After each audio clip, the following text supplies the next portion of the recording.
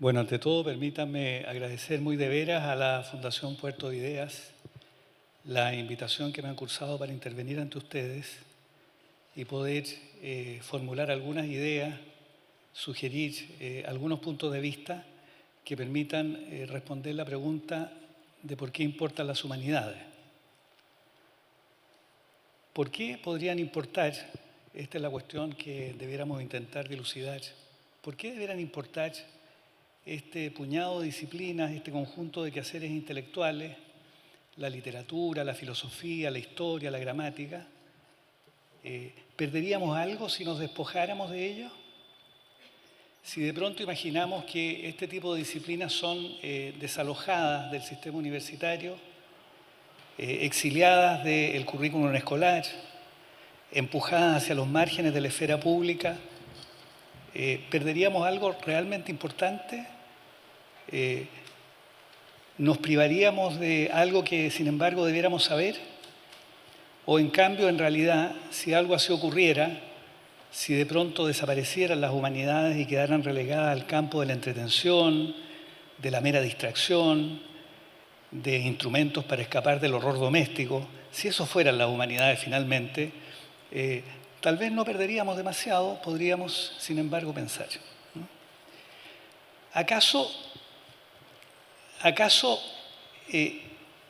inmiscuirse en las ambigüedades de la literatura, en las incertidumbres de la historia, participar de las interminables disquisiciones de la filosofía, dejarse adormilar por las ensoñaciones de la poesía, no será una pérdida de tiempo al lado de quehaceres más prácticos como la tecnología y la ciencia, que cambian materialmente nuestra vida, alargan nuestra existencia, a veces nos evitan dolores físicos e incluso son capaces, la ciencia y la tecnología, de imitar la misma inteligencia humana? Y en medio de ese panorama, entonces, la pregunta parece evidentemente urgente y totalmente pertinente. ¿Por qué podría importar la literatura, la filosofía, la música, la gramática? Cuando, como digo, contamos con el prodigio de la ciencia y la tecnología, que incluso es capaz de imitar, como digo, aquello que hasta hace muy poco creíamos lo más íntimo de la condición humana, como es la inteligencia y la palabra. Este tipo de preguntas, me parece a mí, son particularmente urgentes hoy día, cuando las humanidades experimentan una especie de crisis silenciosa, soterrada, subterránea, que nunca se explicita del todo, pero que circula, muda, en medio de los círculos culturales, incluso de círculos culturales a los que uno juzgaría ilustrado. En todas esas partes se escucha la sospecha de que tal vez sería mejor dedicar recursos y esfuerzos a la ciencia y a la técnica, a las disciplinas STEM, como hoy día se dice, a la ciencia, a la tecnología, a la ingeniería, a las matemáticas. Bueno, en vez de despilfarrar nuestro tiempo y nuestros recursos en actividades que parecen pueriles, que parecen infantiles, que parecen simplemente algo así como jugar con papel, ¿no? Este es el problema que me interesa en lo que sigue dilucidar. ¿Por qué importan las humanidades? Desde luego, algunas de las quejas y de las objeciones que se dirigen a las humanidades no son nuevas. Las humanidades, desde que aparecieron, piensen ustedes 5 siglos, 6 siglos antes de Cristo, a propósito de comentarios a Homero, de ahí en adelante y hasta hoy día han estado siempre acompañadas, como si fuera una sombra, por la sospecha de que tal vez son quehaceres inútiles, ¿no? Así lo sabemos, desde luego, por la comedia Las nubes de Aristófanes, que es del siglo V, y de la cual da noticia el propio Platón en la famosa Apología de Sócrates. En Las nubes, esta comedia de Aristófanes, se presenta un famoso diálogo entre un representante, diríamos hoy día, del orden militar, que intenta refutar, que se burla, que ironiza de los sofistas, los humanistas de hoy día, diciendo que, bueno, enseñan a la juventud a ser blanda, a ser débil, a ser proclive al engaño, a desobedecer a los padres, a evitar el orden. Parece evidente que, dice Aristófanes en esta comedia, parece evidente que los sofistas hacen más daño que bien, ¿no? Es mejor el militar que impone el orden, que enseña el rigor, que enseña la postura corporal, en vez de esta otra cosa que, como digo, emponzoña, digámoslo así, a la juventud, ¿no? Esto es lo que aparece en las nubes de Aristófanes. De manera tal que este tipo de quejas han acompañado, como digo, a las humanidades desde siempre.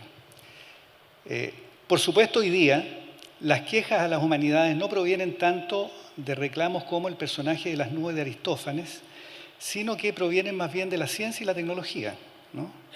La ciencia y la tecnología son capaces de proezas tan sorprendentes, de prodigios tan notables, de proveernos tal tipo de bienestar material que finalmente las humanidades parecen tareas pueriles, juegos infantiles al lado de las proezas de la ciencia y de la técnica. Robert Louis Stevenson, el gran novelista escocés, llamó así a su propio quehacer. A la tarea de escribir dijo que era jugar con papel, un juego más o menos pueril, ¿no? En un famoso poema, Say Not of Me, no digas de mí, escrito en las tardes de su anochecer, Stevenson dice: no digas de mí que débil decliné los trabajos de mis mayores y que huí del mar, de las torres que erigimos, de las luces que encendimos, para jugar en casa como un niño con papel. La familia de Stevenson eran constructores de faros e ingenieros, por eso él dice: no digas de mí que débil decliné los trabajos de mis mayores y que huí del mar, de las torres que erigimos, las luces que encendimos, para en cambio jugar en casa como un niño con papel. Pero jugar con papel parece ser efectivamente la gran objeción que se dirige aún, digamos, a las humanidades. Y tenemos que ser capaces, en consecuencia, de dar una respuesta persuasiva a esta pregunta de por qué importan las humanidades. En otras palabras, las humanidades hoy día están, por decirlo así, llamadas a capítulo y obligadas a dar cuenta de su propio fundamento, a explicar por qué efectivamente valen la pena y por qué es un error garrafal intentar a empujones desalojarla del espacio público, de la cultura, de la institución universitaria y del sistema educativo, ¿no? Todos sabemos que incluso en el debate chileno, un debate más bien local, retomando un viejo debate sobre las humanidades que hubo en el siglo XIX, hay quien ha dicho que quizás sería mejor restar los recursos públicos destinados a las humanidades y en cambio destinarlos a la ingeniería y a la ciencia, que eso contribuiría a mejorar el bienestar de nuestra sociedad. Tenemos en consecuencia que ser capaces, como digo, de formular una respuesta persuasiva e ilustrada a esta pregunta de por qué importan las humanidades. Para intentar esbozar esa respuesta, la respuesta a esa pregunta, voy a dividir lo que enseguida diré en tres partes que son conceptualmente distintas, aunque confío la exposición ponga de manifiesto que están relacionadas entre sí. Miren, en primer lugar, voy a intentar explicar o identificar cuál es aquel fenómeno, aquel asunto que imanta, que hipnotiza a las humanidades, desde que aparecieron en el siglo V a.C. hasta hoy día. En otras palabras, voy a intentar identificar algo que interesa a las humanidades desde que brotaron en la esfera de la cultura hasta hoy día. Algo, por decirlo de esta manera, que tendrían en común un griego del siglo IV, un romano del siglo I a.C. como Cicerón, a un contemporáneo profesor de literatura, a una contemporánea historiadora de la cultura. ¿Qué tendrían en común estos personajes? Si pudieran resucitar, pienso yo, podrían conversar entre sí porque habría algo que vamos a identificar que imantaría su atención, que los hechizaría y los obligaría entonces a desenvolver en torno a ese problema la totalidad de su vocación intelectual. Esa es la primera parte. Luego de eso, luego que haya brevemente, por supuesto, identificado ese problema, el problema de que se ocupan todas las humanidades, voy a intentar responder la pregunta de por qué la reflexión acerca de ese problema nos provee bienes que ningún otro quehacer intelectual sería capaz de proveernos. Y en consecuencia voy a intentar sugerir por qué las humanidades son indispensables para desplegar, para desenvolver, para expresar la totalidad de nuestra humanidad.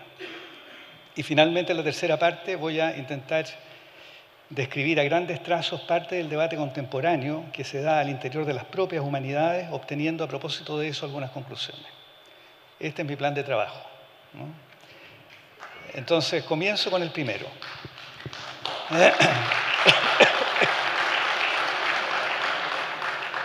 ¿Cuál es el problema? ¿Cuál es ese fenómeno, ese acontecimiento que de pronto llama la atención de los seres humanos hasta el extremo que no pueden apartar la vista y la atención de él y dedican su vida a examinarlo?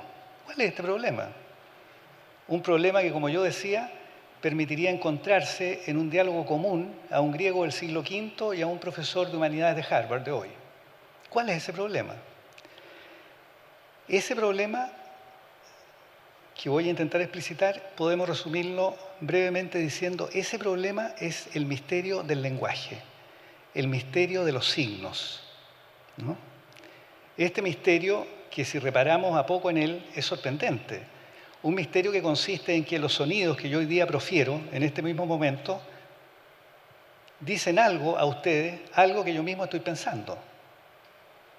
No cabe ninguna duda que los sonidos que yo ahora profiero nos permiten encontrarnos en un ámbito que nos es común a ustedes y a mí, a pesar de las distintas trayectorias vitales, las distintas experiencias, las distintas realidades psicológicas que hoy día experimentamos. Este es el misterio del lenguaje. Hacia el siglo VI a.C., piensen ustedes, Heráclito de Éfeso, un famoso filósofo de quien Diógenes Laercio, el biógrafo de los griegos, dice que era un hombre de aspecto melancólico. Bueno, Heráclito de Éfeso se preguntó, junto con Pitágoras, desde luego, ¿cómo era posible que las palabras significaran? ¿Cómo era posible que cuando yo decía mesa, ustedes y yo entendiésemos exactamente lo mismo? ¿Cómo era posible que cuando decíamos ser humano, caballo o lo que fuere, lográbamos entendernos? ¿Cómo es posible que las palabras significaran? Este es el misterio notable del lenguaje, el misterio de los signos, el misterio de los símbolos, ¿verdad? Porque Heráclito de Éfeso se plantea el problema de cómo significan las palabras. Pero a poco andar advertimos que el mundo que tenemos en común es básicamente un mundo construido por signos y por símbolos. Y en consecuencia, el misterio del lenguaje parece envolvernos completamente, parece inundar nuestra existencia. Pues bien, este problema se lo planteó Heráclito de Éfeso, quien dijo que seguramente existía un vínculo íntimo e indisoluble entre la palabra, el sonido o el grafismo y la esencia de la cosa que la palabra nombraba. Esta fue la tesis de Heráclito de Éfeso, ¿eh? Hecateo de Mileto, un contemporáneo de Heráclito, lo discutió y le dijo: no, en realidad las palabras significan porque son el precipitado de una larga experiencia humana, de una convención que se sostuvo muda durante mucho tiempo en virtud de la tradición intergeneracional, y por eso contamos con el lenguaje. Quien recogió este debate, un debate que ustedes verán no tiene nada de arcaico, como lo prueba el hecho que veremos de inmediato que se renueva en el siglo XX. Este problema, digo, fue recogido por Platón, desde luego, en el diálogo El Cratilo, donde conversan Sócrates con Hermógenes. Hermógenes es un filósofo de la época, un sofista, heredero del Cratilo, quien sostiene la tesis de que hay una identidad esencial entre la palabra y las cosas que las palabras nombran. Y en cambio Sócrates discute esta tesis esgrimiendo en parte los argumentos de Hecateo de Mileto, ¿no? Para que vean ustedes la relevancia de este debate sobre los nombres, bastaría recordar un poema de Borges, brillante como todos los que Borges escribió, aunque inevitablemente cerebral, ¿eh? Borges escribió: si como el griego afirma en el Cratilo, el nombre es arquetipo de la cosa, en las letras de rosa está la rosa y todo el Nilo en la palabra Nilo, ¿no? Que es la tesis de Heráclito de Éfeso, que como ustedes ven se ha arrastrado por 25 siglos, nada menos. Y para que vean ustedes que este debate sobre el misterio del lenguaje no es un debate arcaico propio de eruditos, de profesores de filosofía, bastaría recordar que Wittgenstein, el gran filósofo del siglo XX, escribió 2 libros, fundamentalmente. Uno, el Tractatus Logico Philosophicus, no se asusten por el nombre.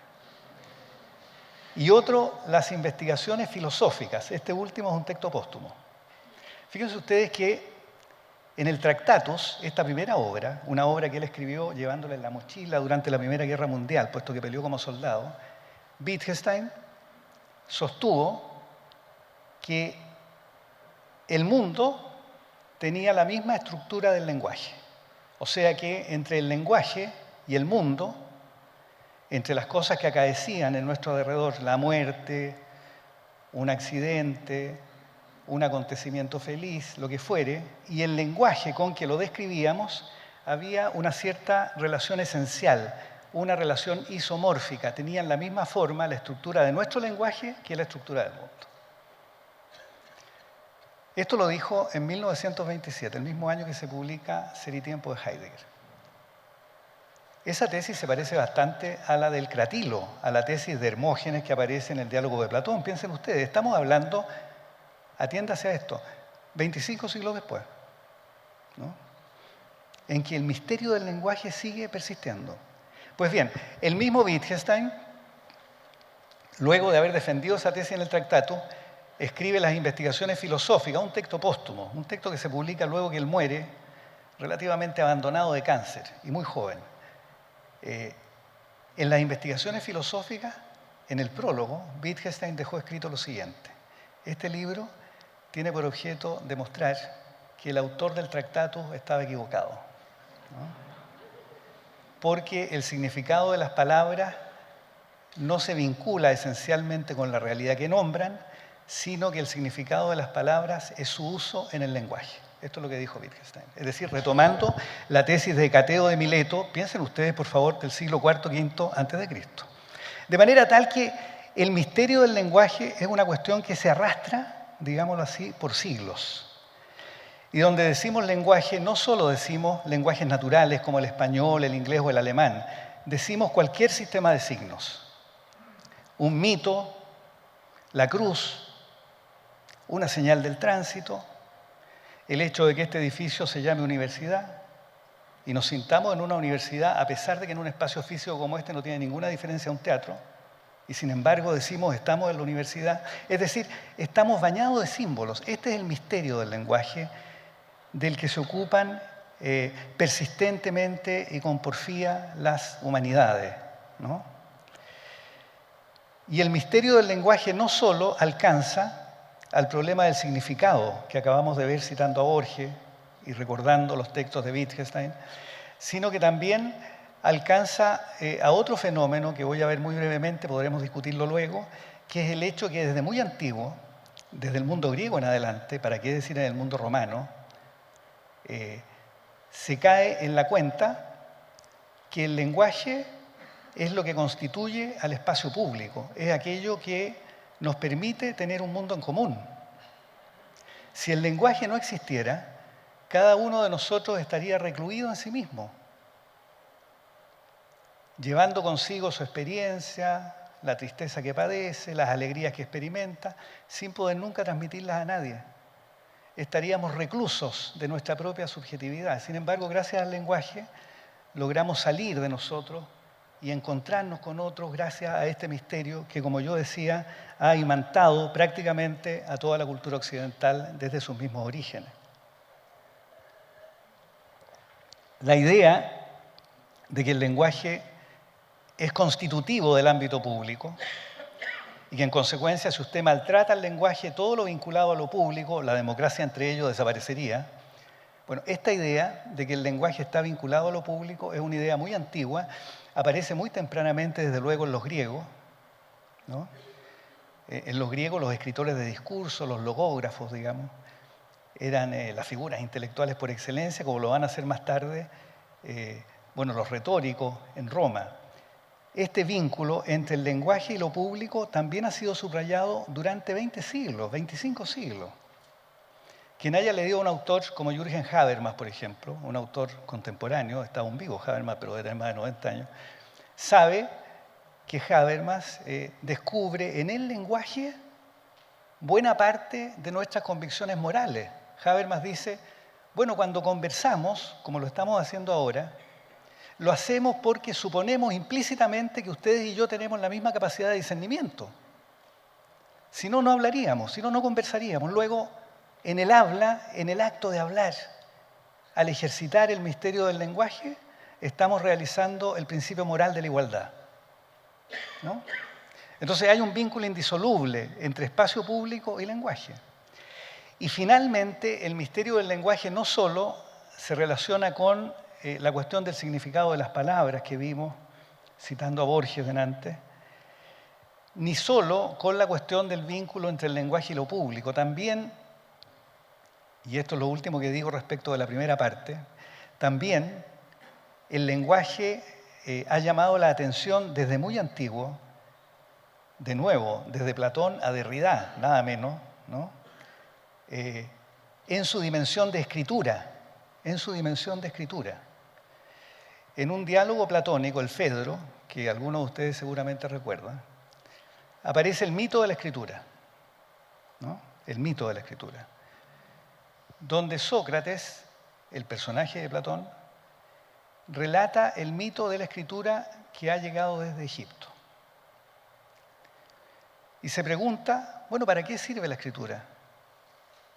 ¿Para qué sirve dejar escrito, digamos, dejar en un soporte, arcilla, papel o lo que fuere, aquello que creemos, aquello que pensamos, aquello que decimos? ¿Para qué? El mito de la escritura, relata Platón por boca de Sócrates, indica que la escritura es un gran regalo para los seres humanos, para la cultura, porque gracias a la escritura, dice el mito, los seres humanos podremos recordarlo todo. Ya no será necesaria la memoria, porque gracias a la escritura podremos retener la totalidad de nuestra experiencia.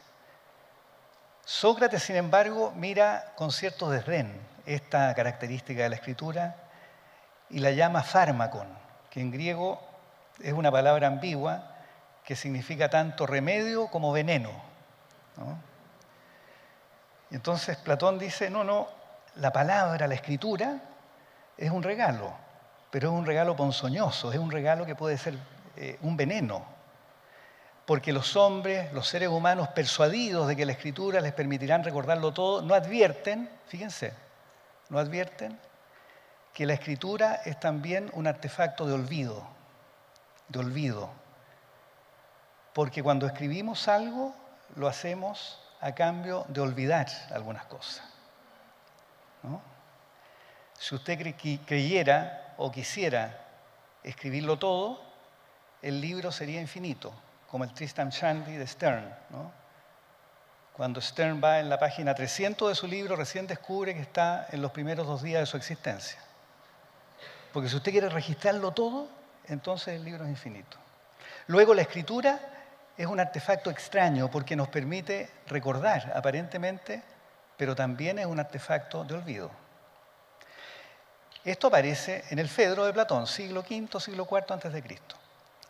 Demos un salto y leamos rápidamente un texto de Freud, el Blog Maravilloso, un texto escrito por Freud cuando está en Londres, invadido por el cáncer. El Blog Maravilloso es este juguete que seguramente ustedes han visto, que es un plástico sobre el cual usted escribe y si lo levanta se borra y puede volver a escribir sobre él, ¿no? Y sin embargo queda la huella de lo previamente escrito. Bueno, Freud dice en este texto que la memoria humana, la psiquis humana, es como el Blog Maravilloso. Cuando nos ocurren cosas, las grabamos en nuestra memoria. Pero como nuestra memoria, imagina Freud, es un espacio finito y nuestra experiencia infinita, entonces la memoria consiste en escritura sobre la escritura. nunca podemos leer el original, ¿no? La escritura sobre la escritura, sin que nunca podamos leer el original. Los psicoanalistas tratan de hacerlo, pero no es sencillo. Como ustedes ven, el tema del misterio del lenguaje, el significado, cómo, por qué significan las palabras, qué vínculo hay entre las palabras y lo público. Piensen ustedes que lo que llamamos privado, históricamente en Roma, como herencia griega, lo privado eran privatus, o sea, no podían ingresar al espacio público aquellos que no podían participar de los debates. Lo privado es la esfera, digamos, negada al lenguaje, ¿no? No tiene nada que ver con lo extraestatal, como hoy día se cree, no. Privado, clásicamente, digamos, es estar privado de la palabra en el foro público, en el momento en que configuramos nuestra vida en común. Pues bien, estos tres fenómenos, el misterio del lenguaje constituido por el significado de las palabras, por el vínculo entre las palabras y lo público, y finalmente el tema de la escritura como un fármaco, como un regalo, pero a la vez como un veneno, ¿no? Porque escribimos sobre una escritura previa sin que nunca podamos leer el original, de manera tal que cuando registramos algo, para recordarlo, en realidad estamos olvidando alguna otra cosa. Un último detalle. Ricardo Piglia, el gran escritor argentino, en los diarios de Emilio Renzi, un documental que alguna vez se grabó a propósito de los diarios de Emilio Renzi, él aparece ya muy enfermo, leyendo sus diarios. Y dice algo sorprendente. Dice, bueno, lo más raro es que estoy leyendo en el diario cosas de las que no me acordaba. Y sin embargo, lo que recuerdo como lo más importante que me ha ocurrido, nunca lo escribí, ¿no? Es decir, la memoria se rehace a partir de la interpretación de su propio texto, digamos, porque la memoria es escritura sobre la escritura. Este es el misterio del lenguaje. Este misterio, este conjunto de preocupaciones, es la que pasa de Grecia a Roma, básicamente con un famoso escritor griego, Sócrates, que va a inspirar la educación humanística prácticamente hasta nuestros días. O la obra de Quintiliano, un retórico muy famoso. Esto es lo que pasa al Renacimiento. Son los textos que rescata Petrarca, Lorenzo Valla, bueno, Vives, el gran renacentista español. Estas son las humanidades que van girando todas ellas en torno a estos problemas que acabo yo recién de identificar. A tal extremo que cuando surge la universidad moderna, la primera universidad moderna es la Universidad de Berlín, Humboldt instala la Cátedra de Humanidades en 1820 y le dio el siguiente nombre, no Humanidades, que es un nombre más bien que va a tomar la tradición angloamericana. La llamó la Cátedra de Filología. Filología es una palabra que empleó Eratóstenes de Cirene en el siglo III a.C. Filología quiere decir amor a la palabra, amor al discurso, deleitarse en el habla y en la memoria y en el recuerdo, ¿no? Esta es la filología. Y Humboldt, con gran sabiduría, llama entonces a las humanidades filología en 1820. De ahí, durante el siglo XIX, derivan las llamadas ciencias del espíritu, Geisteswissenschaften, en la tradición alemana, las humanidades en la tradición angloamericana, y de allí se desprenden más tarde o lo que hoy día llamamos ciencias sociales, ¿no? Este es el transcurso de las humanidades, todas ellas, repito, articuladas en torno a, como acabo recién de explicar, el misterio sorprendente del lenguaje. Pero la cuestión de la que ahora debiéramos ocuparnos es levemente distinta, aunque relacionada con la primera, claro está. ¿Por qué volver sobre el lenguaje? ¿Por qué leer? ¿Por qué escribir? ¿Por qué conversar sobre lo que leemos? ¿Por qué dialogar como ahora lo estamos haciendo, aunque algo unilateralmente, no se me escapa? ¿Por qué? ¿Por qué puede tener importancia? ¿No será una forma simplemente de distracción? ¿No será que leemos para escapar del infierno doméstico? ¿Para escamotear las vicisitudes, los dolores cotidianos, la vulgaridad de la vida cotidiana? ¿No será por eso que leemos, escribimos? Fíjense que cuando uno pregunta a las propias humanidades, porque eso es lo que yo estoy tratando de hacer, ¿por qué reflexionar sobre el misterio del lenguaje, volver una y otra vez sobre la palabra, importa? Hay dos textos que yo querría comentar con ustedes brevemente, que han intentado responder esta pregunta, en mi opinión, de manera inmejorable. El primero es un texto del siglo I a.C., Cicerón, el gran Cicerón. Cicerón era un tribuno, un abogado de la época, un hombre muy elocuente, especialista en discurso. Cicerón, que era un abogado, de pronto toma la defensa de un poeta, el poeta Arquias, y escribe un famoso alegato. No lo escribe, en realidad se lo escriben, puesto que en esa época los oradores hablaban de memoria, el arte de la memoria era la forma más preclara de la inteligencia. Bueno, en este escrito, en esta defensa del poeta Arquias, proarquia en latín, en proarquia, Cicerón se da la tarea de defender a este poeta. Este poeta había sido acusado ante el tribunal penal, digamos, de transgredir las leyes de la ciudad, de haber falsificado documentos para obtener la ciudadanía romana. Esta es la anécdota. Cicerón dedica la primera parte, era un gran abogado Cicerón, a desmentir la acusación. Y hace argumentos de abogado, muy brillante, pero argumentos de abogado. Dice, no, él no ha engañado a nadie, declaró prontamente dónde estaba domiciliado, declaró su origen, etc. Pero en la segunda parte de este escrito, un escrito formidable, en la segunda parte, Cicerón de manera extraña abandona el argumento legal. Y dice, no hay que castigar a Arquias, porque Arquias es un poeta, Arquias es un literato.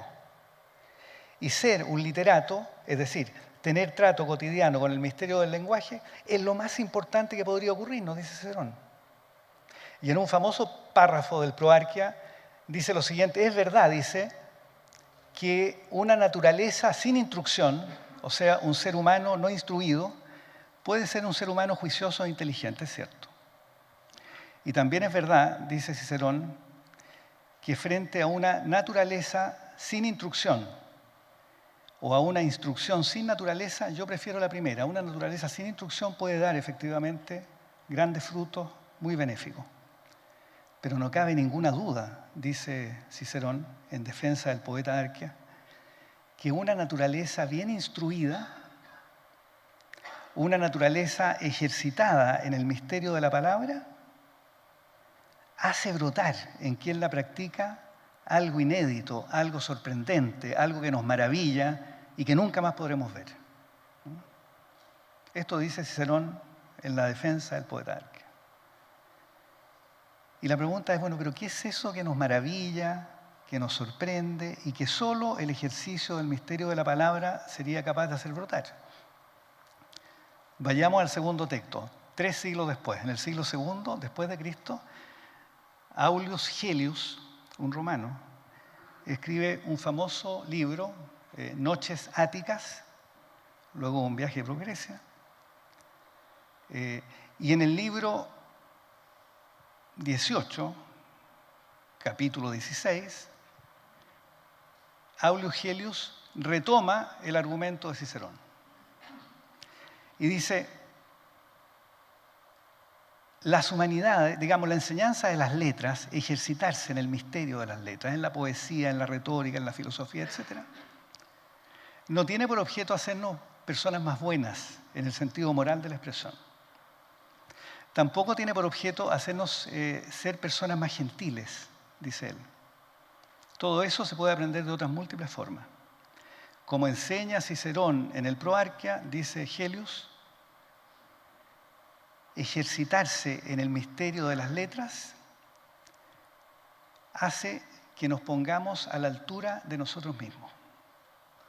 ¿Qué puede querer decir esto, a la altura de nosotros mismos? Lo que quiere decir es que late en cada uno de nosotros un ideal de ser humano a cuya altura tenemos que esforzarnos por estar. Y que consiste básicamente en que mediante la palabra, esta es la gran afirmación griega, romana, que de ahí en adelante nos ha acompañado hasta Heidegger, digamos, la palabra nos permite distanciarnos de la mera animalidad, de las simples pulsiones, del simple deseo. Es la palabra gracias a la cual logramos buscar asentimiento racional para lo que queremos. Los seres humanos, esto es lo que va a decir Helios en el fondo, los seres humanos no actuamos movidos por deseos, como suele creerse. No, los seres humanos buscamos asentimiento racional a nuestros deseos. Esto lo decía Aristóteles en un famoso texto, El movimiento de los animales, que Helios seguramente conoció. En El movimiento de los animales, Aristóteles dice, un animal opera con un silogismo práctico muy sencillo. Tiene hambre, ve que hay algo para comer, va y come. Sigue fielmente su deseo. Los seres humanos no somos así, dice Aristóteles. Los seres humanos tenemos un silogismo práctico más complicado. Tenemos un deseo, vemos que podemos satisfacerlo, pero entre el deseo y la acción interponemos una pregunta gracias al lenguaje. ¿Debo seguir mi deseo?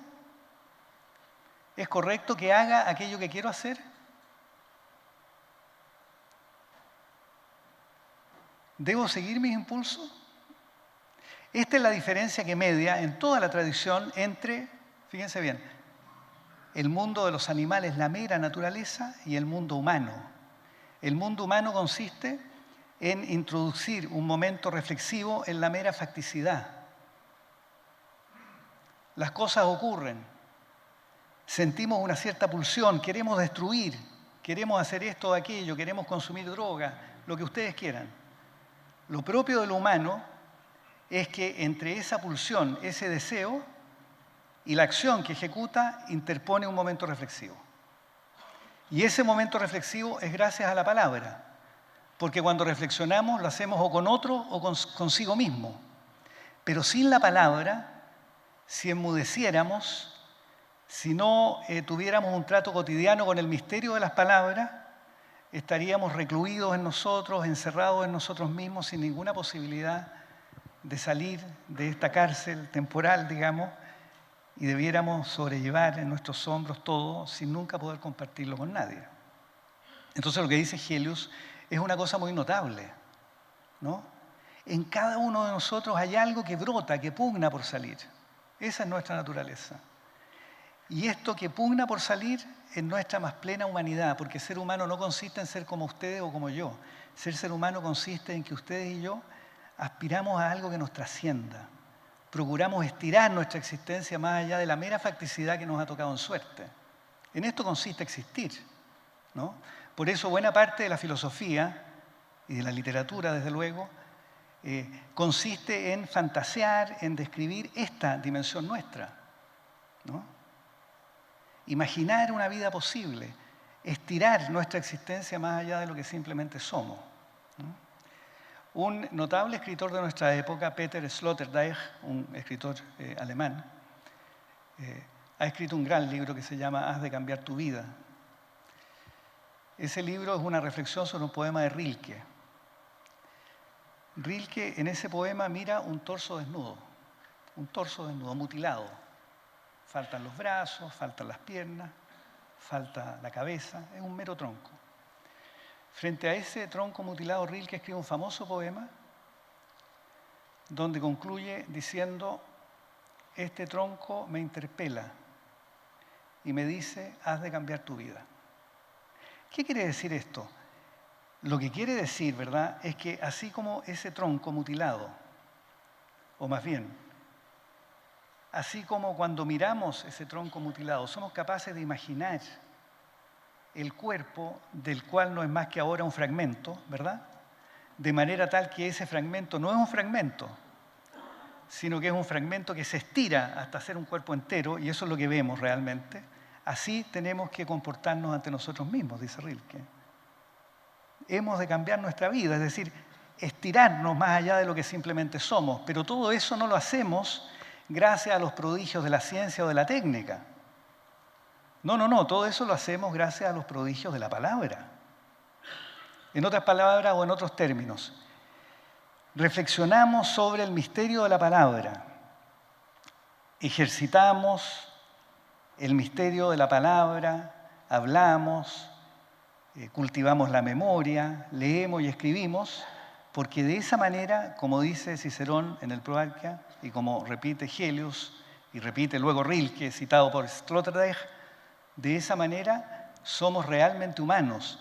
Pero ser realmente humano no significa ser esto o lo otro, significa tener una existencia, espero estar siendo claro, que se estira cotidianamente más allá de sí misma.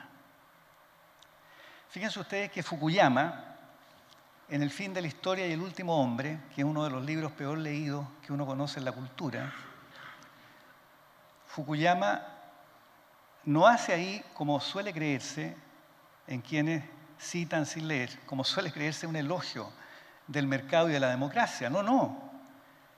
En ese libro Fukuyama dice lo siguiente, dice, bueno, si triunfa la democracia tecnificada y el mercado tecnificado tal cual hoy día lo conocemos, los seres humanos, dice, nos vamos a transformar en el último hombre. Por eso el libro se llama El fin de la historia y el último hombre. ¿Qué es el último hombre? El último hombre es una figura de Nietzsche que está en Zaratustra, donde Nietzsche dice, bueno, nos vamos a convertir, dice Nietzsche, por el olvido de este desafío que constituye la existencia humana, en unos estúpidos, en sujetos que sonríen y parpadean, que se mueven por la vida, digámoslo así, en medio de placeres menores, vulgares. O como dice Max Weber, que miran una vitrina y parpadean felices. Ese es el último hombre, ¿no? Aquel que ha abandonado, fíjense bien, la idea de la existencia como desafío ante sí mismo. Esta idea tan, digamos, subrayada por Rilke, ¿verdad?, de que hemos de cambiar nuestra vida. No porque debamos ajustarnos a un código moral, no, no. Cambiarla en el sentido de estirar nuestra existencia más allá de lo que simplemente somos. En eso consiste ser humano, ¿no? Por eso leemos. No leemos para saber más, leemos para ser mejores, ¿no? Ese es el punto. Y ser mejor quiere decir, en el más famoso ideal griego de todos, desplegar todas nuestras potencialidades, estirarnos más allá de la vulgaridad en que de otra manera nos convertiríamos. Y sin embargo, esa es la vulgaridad que hoy día inunda prácticamente todo, ¿no? Luego bastaría decir que las humanidades sirven para dejar de ser vulgares y habríamos cumplido la tarea, ¿no? Pero las humanidades sirven para muchas cosas, por supuesto, como lo diré luego en la parte de las conclusiones. Una vez que hemos logrado resolver la cuestión de cuál es el problema que hechiza a las humanidades, el misterio del lenguaje, sea por la cuestión del significado, sea porque el lenguaje se vincula con lo público, sea la cuestión de la escritura. Y una vez que hemos descubierto por qué vale la pena volver reflexivamente sobre el misterio del lenguaje, cuestión que hemos descubierto citando a Cicerón, a Aulio Gellius, a Sloterdijk y a Rilke, tenemos ahora que preguntarnos cuál es la situación actual de las humanidades. Pregunta esta vinculada, desde luego, con todo lo anterior. Fíjense ustedes que el problema que queda planteado con Cicerón y con Gellius es que las humanidades nos hacen ser un ser humano completo. En el lenguaje de esos textos, un lenguaje que usa el masculino genérico, desde luego, nos hace ser hombres plenos, ¿no? Esta es la idea que aparece en la cultura clásica, que se repite en el Renacimiento hasta que Humboldt funda, digamos, la cátedra de filología en la Universidad Alemana.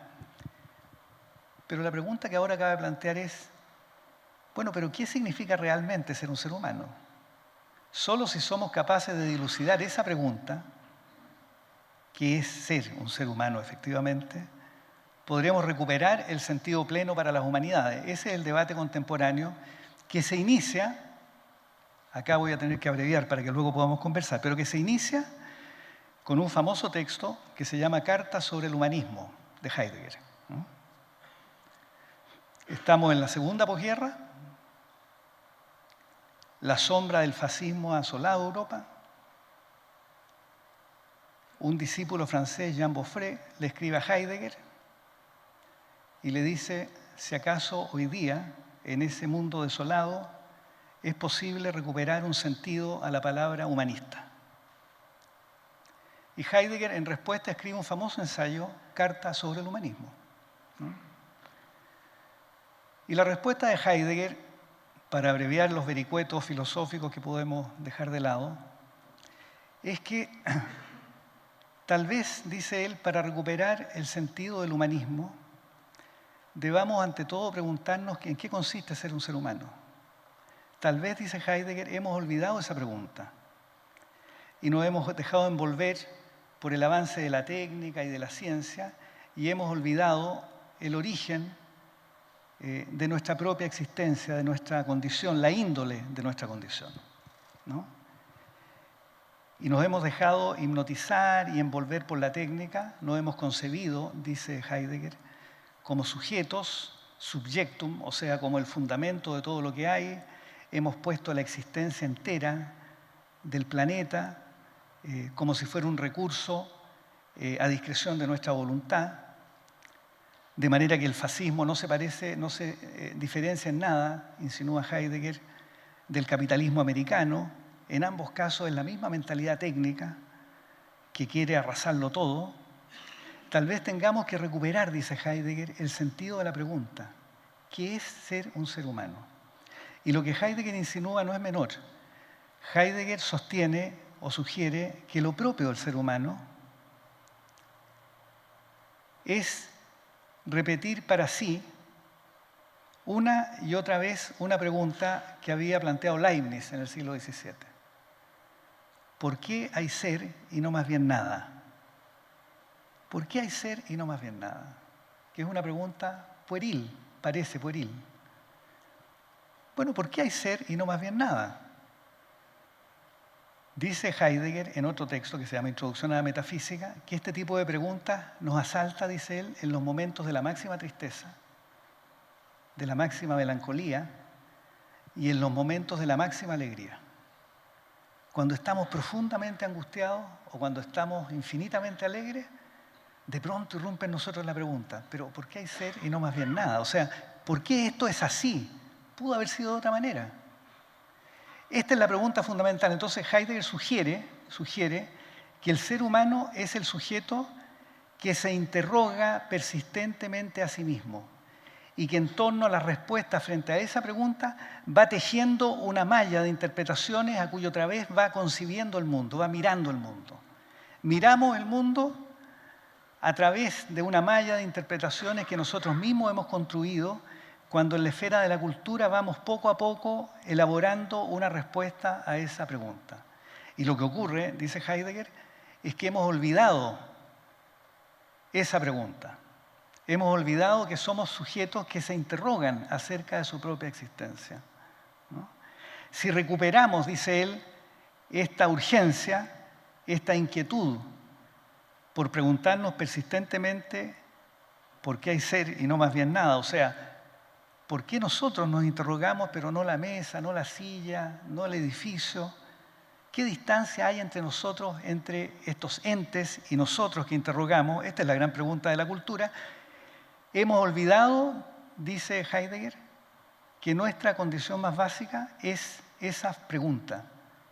Y entonces creemos, y esto tiene gran importancia, creemos que las interpretaciones que hemos forjado, que han precipitado en el curso del tiempo, de los siglos, son la respuesta a esa pregunta, la respuesta definitiva a esa pregunta, olvidando que se trata de una pregunta que tenemos que plantear una y otra vez como única forma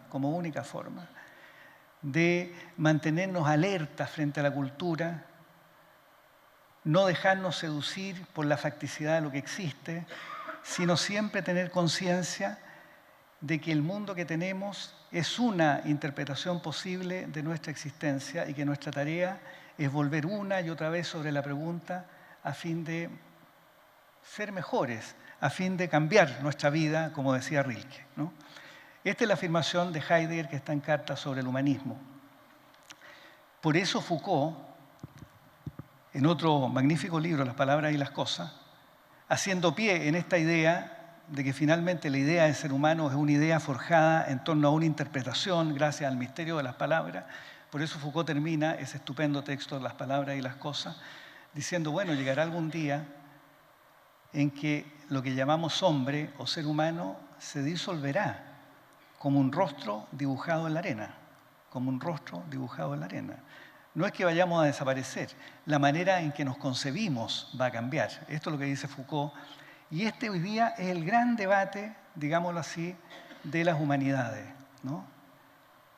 La idea de si acaso la técnica o la antropotécnica va a modificar radicalmente o no lo que somos, si en consecuencia vamos a ser sustituidos como los entes que somos, y si acaso nuestra capacidad de preguntar va o no a desaparecer, ¿no? Estos son los grandes temas de las humanidades que, si los miramos bien, sin embargo, no son más que los mismos temas que planteó Heráclito de Éfeso en el siglo VI a.C. El misterio de las palabras, el misterio de los signos, el misterio de lo que acontece. Por eso importan las humanidades. Para decirlo sencilla y brevemente, importan las humanidades, si hemos de decirlo conceptualmente, para que no seamos como el último hombre de Nietzsche, ¿ah? Idiotas que miran las cosas, se enceguecen y parpadean, como dice Nietzsche, ¿no? Para eso tenemos las humanidades, para no ser estúpidos, diría yo, ¿no? Pero además las humanidades nos brindan, en el ejercicio permanente de realizarla, nos brindan bienes que son muy importantes para la vida colectiva. Gracias a las humanidades, somos capaces de tomar distancia respecto de nuestro propio contexto cultural, ¿verdad? Tomamos distancia de la tradición que recibimos. Somos resistentes a los argumentos de mera autoridad y esperamos nos persuadan.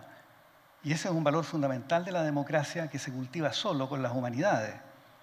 Gracias a las humanidades, y aparte de ellas, en especial la literatura, somos capaces de imaginar otras vidas posibles. Somos capaces, en consecuencia, de comprender el sufrimiento ajeno. Por eso cuando leemos una buena novela, nos emocionamos, porque leer no consiste en asistir a la historia de un otro. Algo de esto se decía ayer, exagerando el punto, creo yo. No, leer es asistir a la propia historia. Cuando usted lee Crimen y Castigo y siente la culpa de Raskolnikov, digamos, no es la culpa de Raskolnikov, es la suya, despertada por la lectura del texto, digamos, la que usted está sintiendo. Luego uno no lee para asomarse a la vida del otro, uno lee para asomarse a su propia vida, ¿no? Este es el sentido que tienen las humanidades y la literatura. La narrativa nos permite, como digo, no solo reflexivamente separarnos de aquello que nos fue dado, de aquello que simplemente recibimos, sino que nos permite también imaginar otras vidas, pero en el sentido de saber que esas otras vidas, que parecen otras, son también finalmente la mía, ¿no? ¿Verdad?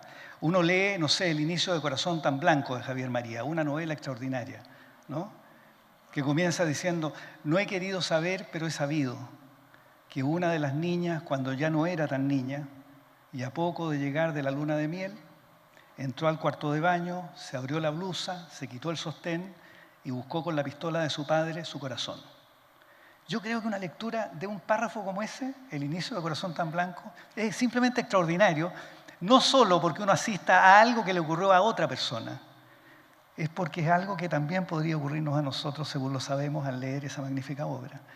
Para eso sirven las humanidades y por eso, creo yo, hay que hacer esfuerzos por cultivarlas, defenderlas y persistir porfiadamente en que se mantengan en el ámbito de la cultura. Bueno, muchísimas gracias.